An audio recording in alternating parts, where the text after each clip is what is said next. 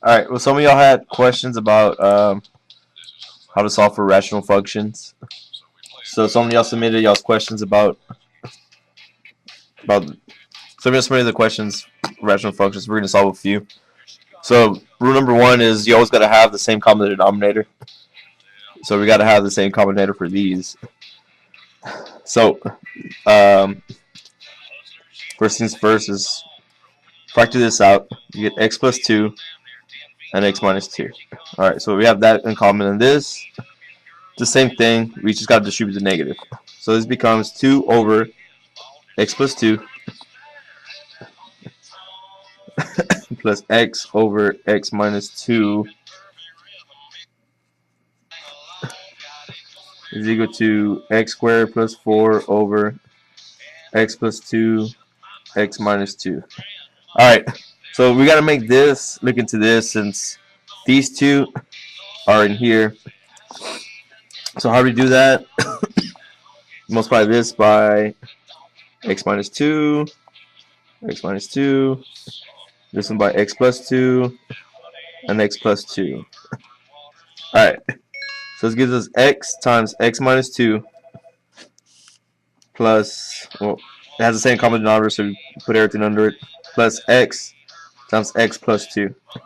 Alright, so distribute everything off, and we get 2x minus 4 plus x squared plus 2x. That has to equal to s squared plus 4. Alright, let's not forget the denominator.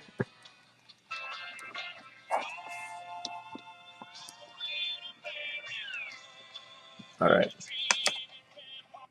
So now we have to notice. So you can never have a denominator of 0. So x cannot be 2 and x cannot be negative 2. If you set this equal to 0, you could get 2 and negative 2. And since the denominator cannot be 0, x cannot be these two. Alright, so now we ignore the denominator since they cancel out when we multiply them out. So we're left with x squared plus 4x minus 4 is equal to x squared plus 4. Okay. Take everything to the other side. You take this over here. They cancel out. You're left with 4x minus 8 is equal to 0. X 4x. Sorry about that. 4x is equal to 8. So x is equal to 2. But remember we said x cannot be 2 or negative 2. So this answer is not a real answer. So the real solution to this problem does not exist. Because you plug this in, you plug in the 2 to the original equation, you get 2 4s minus 2 divided by 0, which you can't have, and 8 divided by 0, which you can't have again. So that's why there's no solution. So this problem has no solution. So this graph kind of looks like, I don't know, I'm going to say it this way, like that. And this one's kind of the same way, except it goes this way, or something like that. But so they never meet. But if you set the limit equal to 2 or negative 2, then yes, they're both infinity. But doesn't mean they're equal to each other. So that's the first problem. Alright, problem number 2, the second one I got, I think that was a greater than sign, because I don't think it would be 2 7s. Alright, so 7 divided by 8 plus 1 is greater than 7. Alright, so to do these problems, the inequalities, you got to move everything to one side. So let's move the 7 to the other side. So you got 7, 8 plus 1 minus 7 is greater than 0. I'm going to put the little lines in 7 so you can distinguish them from a 7 and the greater than sign, since I have ugly handwriting. Alright, so same thing again. You need to make the same common denominator, or you can just cross multiply. Let's do cross multiplication. So 7 times 1 is 7 plus negative 7 times a plus 1 over a plus 1 is greater than 0. So now you distribute 7 minus 7a minus 7 over a plus 1 is greater than 0. Simplify, so you're left with 7a divided by a plus 1 greater than 0. Alright, for now, for inequalities of rational functions, they're a little bit different. You have to do what I call the sign test, and we'll get into it in a little bit. Alright, so we have to solve for the roots where the denominator cannot be 0. So a plus 1 cannot be 0, so a cannot be negative 1. Okay, so it cannot be negative 1. And now we'll solve for the top. When does 7a equal to 0? I mean, negative 7a greater than 0. Well, when a is less than 0. Alright, so now we're ready. So we have our 2 points. One for our denominator and one for my numerator. Alright, so we do a sign test. So you got to pick points in the middle. So what's left for the negative 1? Let's say negative 10. So you plug it in. So 7 divided by negative 10 plus 1 minus 7. Is that greater than 0? So 7, negative 7 or 11 minus 7.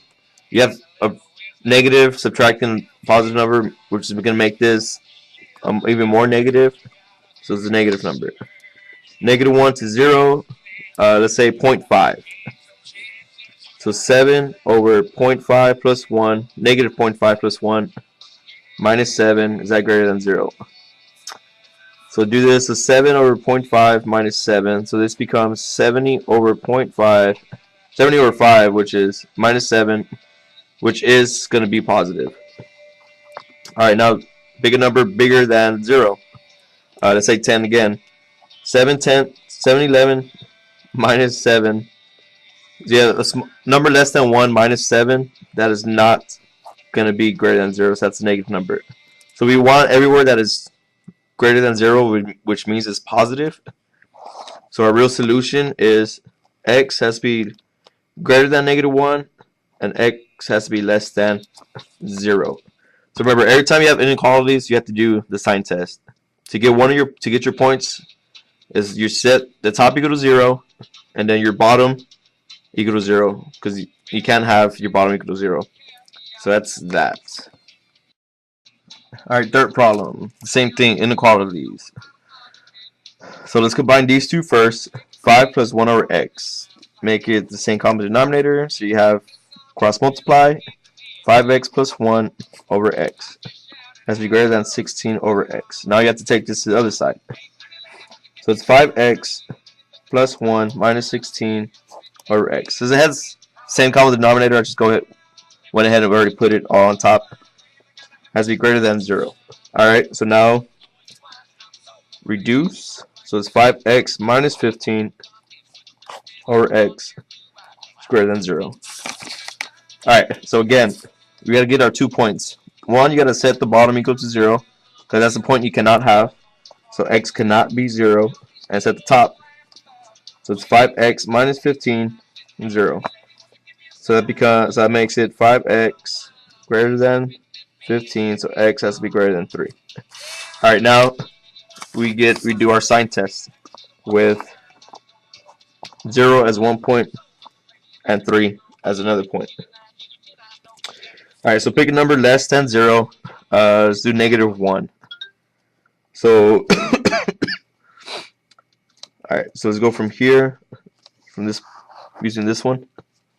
Using negative 1, so 5 times negative 1 minus 15 over negative 1 becomes negative 5 minus 15 over negative 1, which is 20. Is that greater than 0? Yes, that's positive.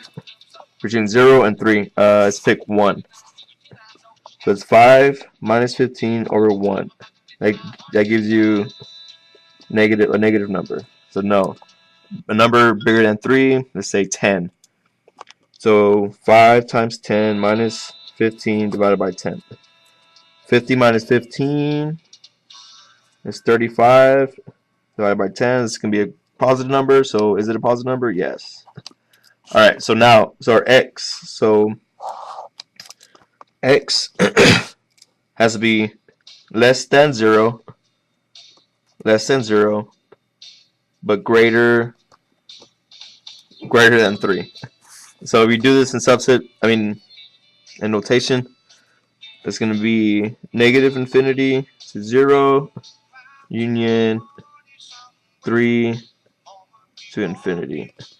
Or, using our inequalities, x less than 0 or greater than 3. Alright, so that's our answer for that one.